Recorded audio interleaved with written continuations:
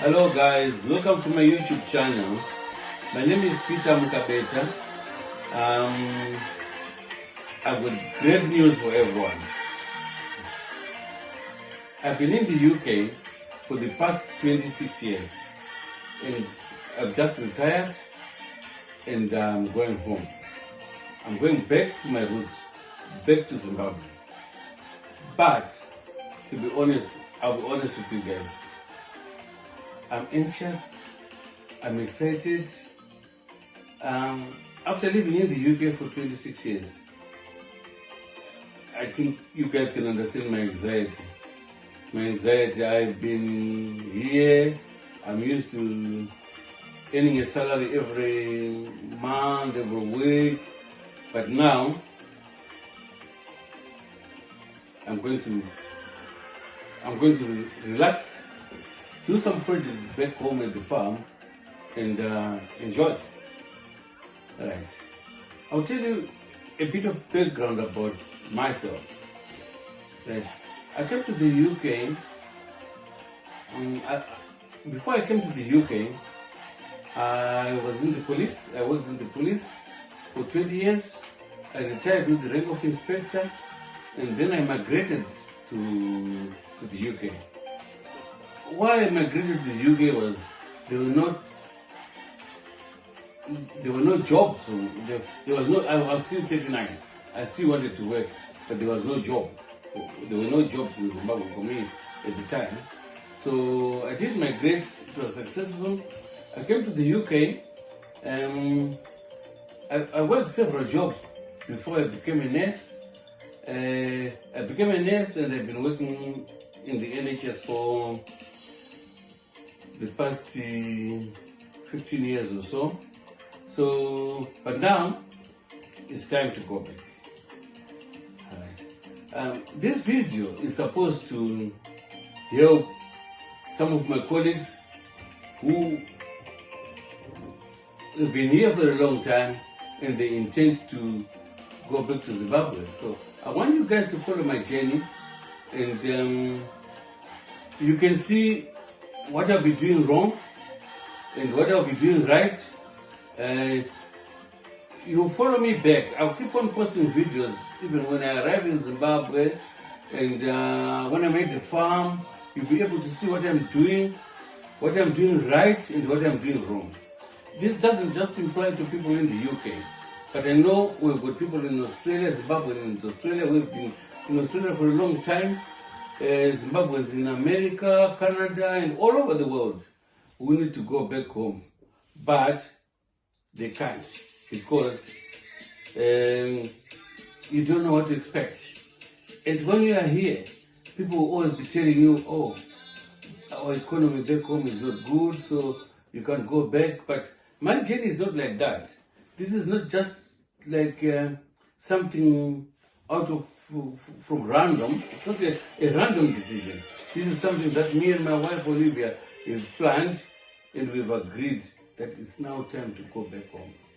We've done a lot of investments back home and it's not that we are going into nothing. We've got projects running home and we think it will be, if we are there, everything will work out. So you follow my journey. My life in the UK. The UK, you know, I think those that want to come to the UK now and those that want to leave the UK, my story would be able to help them make decisions. Like I'll tell you, when I came here, I thought the idea wasn't that I would stay here for 26 years. No, I thought I would stay here. I would come here, work a few years, make some money, go and build up what I want to build and make a life in Zimbabwe. I never wanted to live in the diaspora, but once you come here, coming to the UK sometimes, it's a big trip. You come alone, and when you come alone, at some point you feel lonely and you want your family to join you. You miss the kids, you miss the wife, you miss everyone. So eventually, you invite the family to come. That's where it all goes wrong now. Once the family is here, the kids are now going to school. They are going to school. You don't want to disturb them. This is a new life. It takes time for the children to adjust in this country, and depending on the area where you are, the kids will suffer a lot. There's a lot of racism. You know, when they go to new schools, their accent is not the British accent. They're from Zimbabwe. Although the kids, within a few months, they will cope up, but the first few days when the kids come here, it's so traumatic for the kids. But when they eventually cope up and they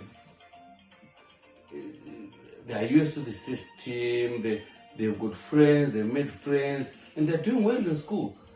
For you now to make that decision to say, I'm going back, you can't. You are now trapped in here. You are not trapped. You have to make sure that your kids, whatever we do as parents, we do it for the kids. You want the kids to finish school and you have a better life. So you are thinking about your children, and that keeps you here. It keeps you here. And while you are in here, there are a lot of things that happens. You know, in Zimbabwe, for me to purchase a car, I have to have the money. You have to have cash. You can't purchase a car on hire purchase, but here you can walk into a showroom and walk without a cent. And when you come out of there, you come out driving one of the top range cars. They just assess you according to what you earn, and what you and your partner earn, and what you can afford. And you before you know, you've got this high purchase car that you are supposed to be paying for 4 years, and you are now tied up here. But you are accruing debts now. Because you've got a family, you are renting, the renting becomes, you're not comfortable with what you're doing. The landlord might walk in any time and asking questions or to inspect his house. So you eventually think, why am I going through all this? I don't want my family to go all this.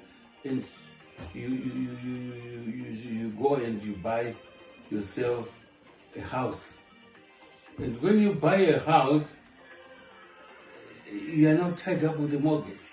It's now a big trap. You are now trapped in here. You can't go anywhere.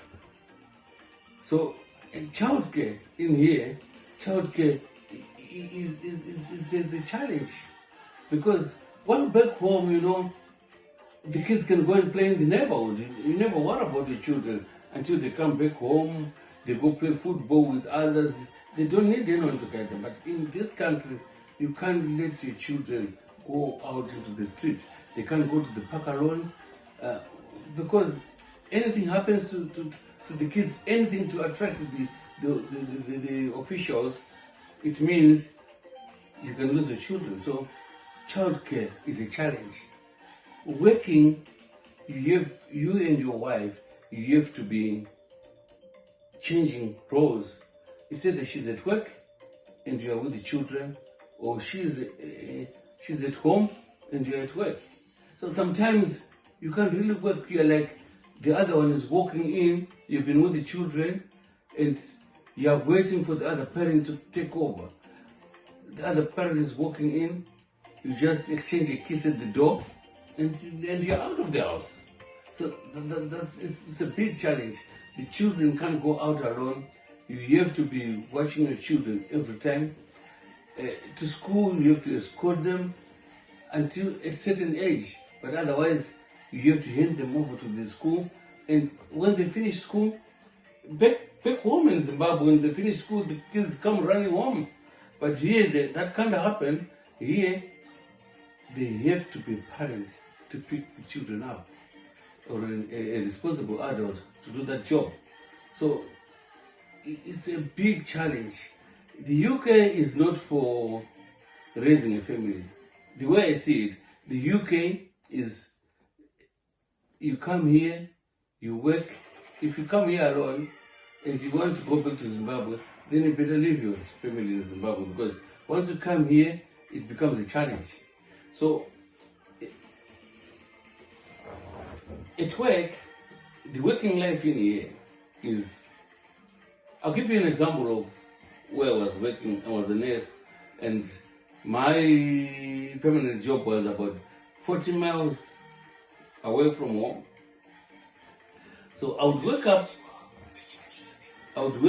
in the morning at 5 o'clock, go to work. I would work for 14 hours and come back. By the time I come back home, you come back home around 10:30 at night.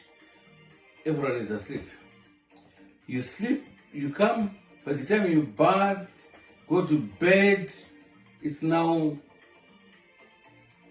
like midnight. You sleep, you're waking up at 5. You're going back to the same shift. So it's so difficult. It's a difficult job. You know what I call it? I tell my wife that, you know what, this one is what we call voluntary slavery. You know, it's slave labor, really. You know, you come here and things don't go the way you expect them to go. You come here, you think of the life home and the working hours at home and the way you work here. You can't rest. When you're at home, when you're not at work,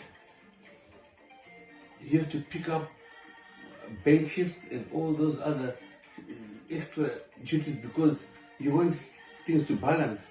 There are bills to pay. You can't stay. Like now, if I'm saying I've retired, as long as I'm still here, I'm in the process of shipping up stuff and doing all this stuff, but as long as I'm in the UK, I'll have to be picking up a shift here and there to balance things until we finally leave.